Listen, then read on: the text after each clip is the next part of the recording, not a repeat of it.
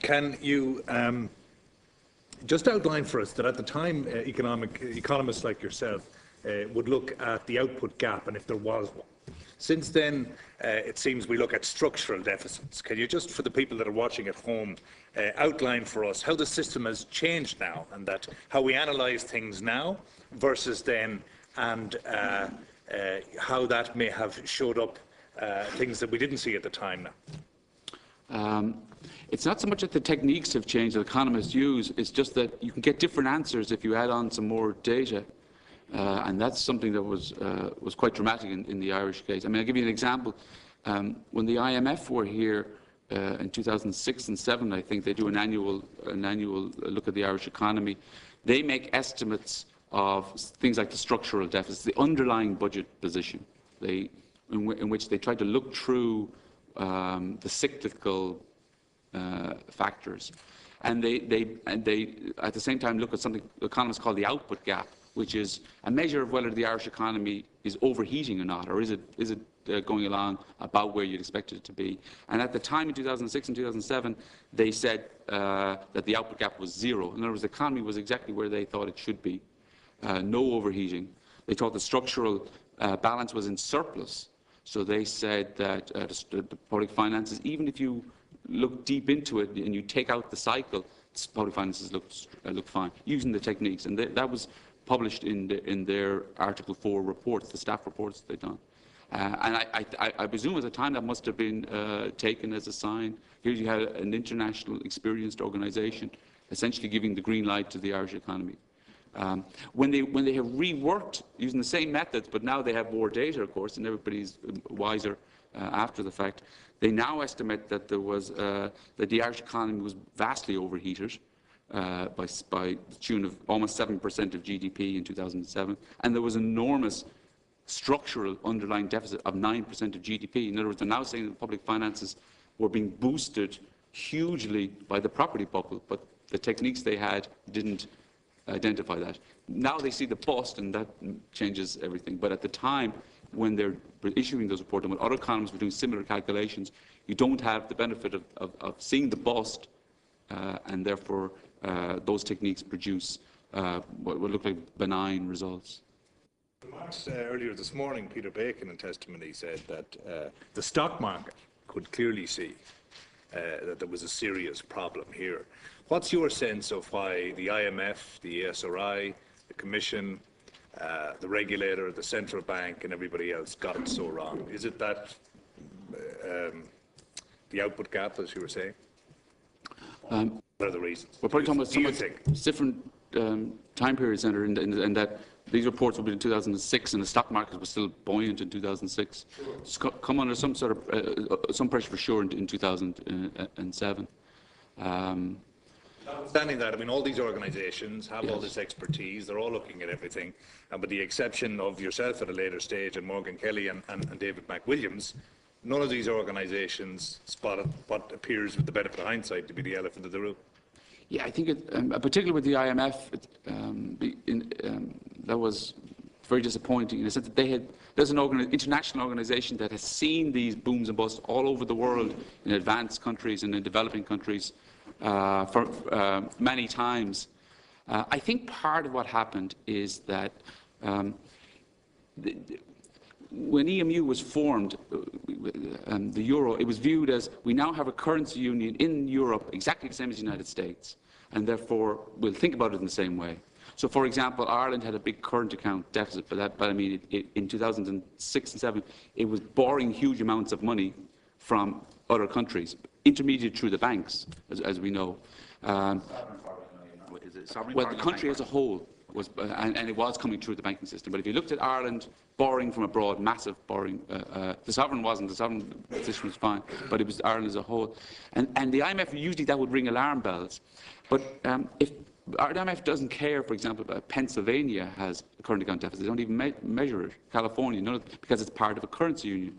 And so the whole issue of current accounts deficits, which would normally trigger alarms in the IMF and other observers, because we were now part of the euro area, you'd no more look at Ireland's current account than you would look at Pennsylvania's. The way things operated at the time, adequate or inadequate at the time then in terms of economic analysis by these organisations? I mean, they have said that they missed us completely. I mean, they have written reports and they have done a lot of looking back themselves. So I mean, all that is in the record. That there's lots of papers written by these organisations on how it is that they missed this. In your time with the Fed and your examination of the 44 boom busts that you looked into, can you outline the impact of actions of governments, political parties, oppositions in each of them? I don't want you to go through 44 of them, but can you give us a sense of the impact of their actions, the role they played? Well, to be honest, I can't, because I don't know the politics that went. I mean, I'm an economist looking at economic data. So patterns of activity. There's patterns of economic activity, but what causes the economic activity? So was there a discourse in each of these countries that led to a policy economically that led to a particular outcome? That I don't know. What I do know is this, I guess. As I mentioned in my statement, they are surprisingly common, and some countries have booms and busts every couple of decades. That has to tell you something about how popular they are and how difficult it is to stop them. Because if we only had one or two, and then we haven't had another one in 40 years, you would say, oh, well, we learned the lessons, and it's easy to stop booms and busts. But the fact that they repeat so often, there's so many of them, tells you that when they get going, there must be something in the system that makes it very difficult, even though we know they are devastating if you get hard landings. We know they do terrible things to society and to people's standard of living. Were the 44 instances equally missed by the international community?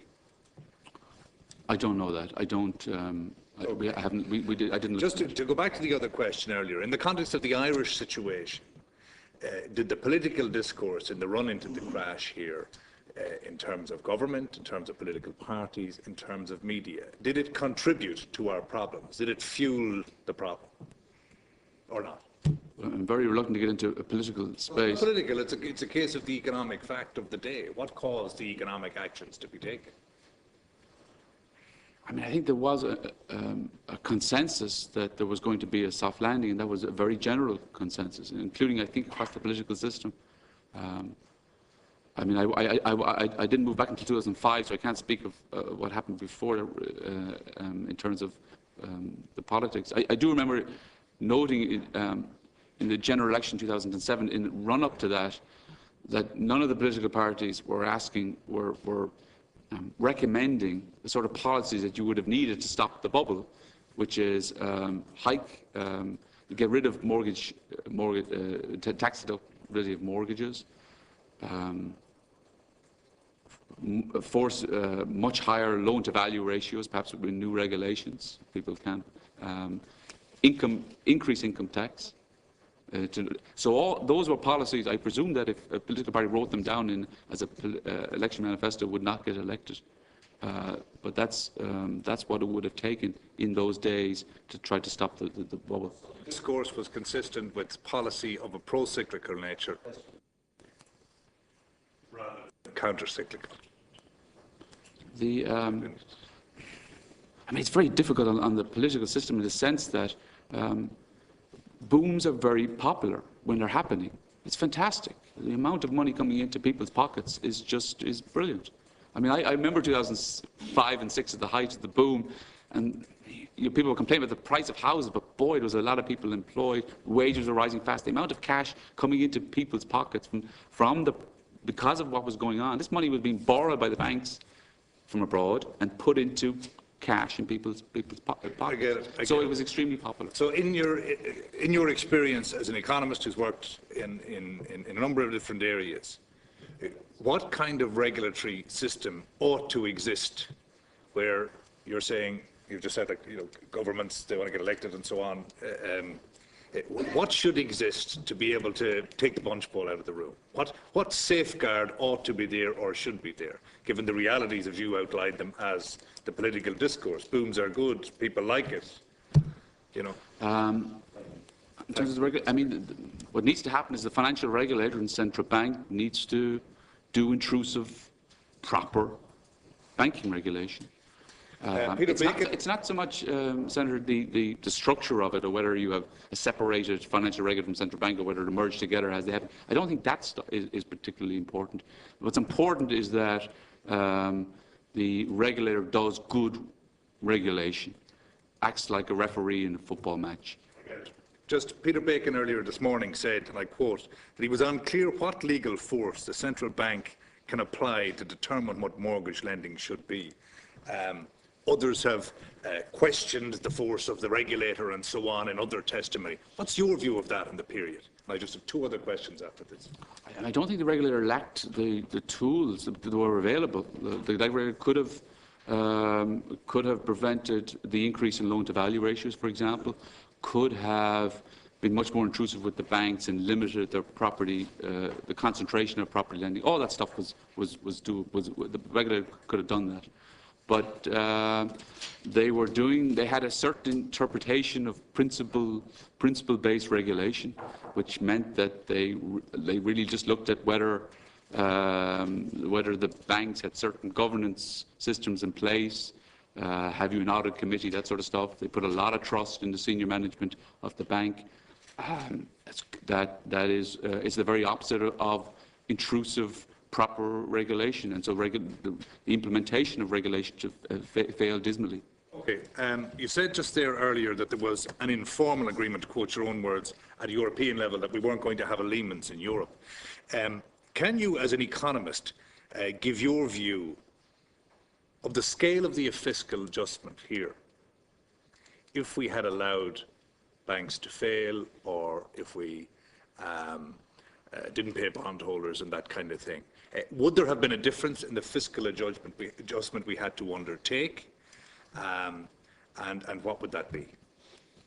I mean, the vast bulk of the fiscal adjustment we've had to undertake, so the 30 billion since 2000 and summer 2008, very little of that has to do with banks, actually.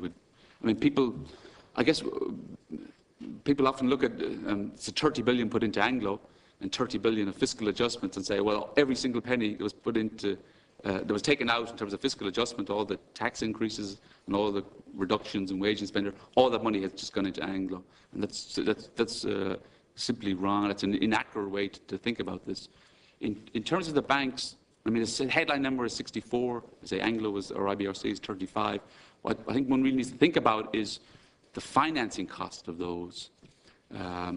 Because you could, if you can finance a bank recapitalization at a very cheap interest rate, the actual burden of that is much lower than the headline number. So, for example, with Anglo and IBRC, the vast bulk of that has been financed, the capital being put in by the state has been financed via the Irish Central Bank. It's the Irish Central Bank that owns initially the promissory notes and now the bonds. The interest rates, they're only now selling debt into the markets. Interest rates are extremely low at the moment. They're less than 1%. So that means that although the headline number looks huge, it's been financed at a really low cost. That probably if you look through all the payments from one arm of the state to the other, the annual cost of Anglo is probably somewhere in a couple of $100 million. That's not a small amount of money, but it's small relative to the 30 billion of adjustment or relative to the total amount of government expenditure. It's just the final question. There's two very brief parts. The first one is, so just can you clarify there that in your view, the fiscal adjustment that had to be made would have been close to the same or not? And the second part of that is Governor Honohan has said in testimony here that the cost of saving the banks is 40 billion. Is he right or wrong with that figure? No, he said it. So I'm asking, is 40 billion, because he was asked to clarify at the time, is he right or wrong on that number? Thanks. The net cost will be a lot less than 40 billion. I think the problem is the cost is changing all the time, because as interest rates have fallen, long-term interest rates, dramatically over the last 12 months, all that is reducing the cost of burden of recapitalising the banks. So the 64 billion is a particular number. It is the headline number, but the actual cost, the burden in terms of the Irish people paying out, that has fallen quite dramatically over the last 12 months, because long-term interest rates have fallen because of the ECB's OMT programme they announced, and more recently the quantitative easing. Because it's only now, you see, the cost is determined by when the state issues the debt into the market that it's using to recapitalise. The debt that was used to recapitalise Anglo was not issued into the market. It was given to Anglo and given to the Irish Central Bank. That hasn't gone into the market. It's still within the system. It's only now that the Irish Central Bank is issuing that debt to the market. That's the key time period. And at the moment, it's issuing it at less than 10-year money is less than 1%. Social deficit question that Senator MacSharry asked, which was the tax hole that had to be filled in around 30 billion euros. Yeah, the vast bulk. So if for example, no money had been put into Anglo, so that the 30 billion fell on the depositors and the senior bondholders, it would make a difference, I think, at the moment of a couple of $100 million less expenditure for the Irish government.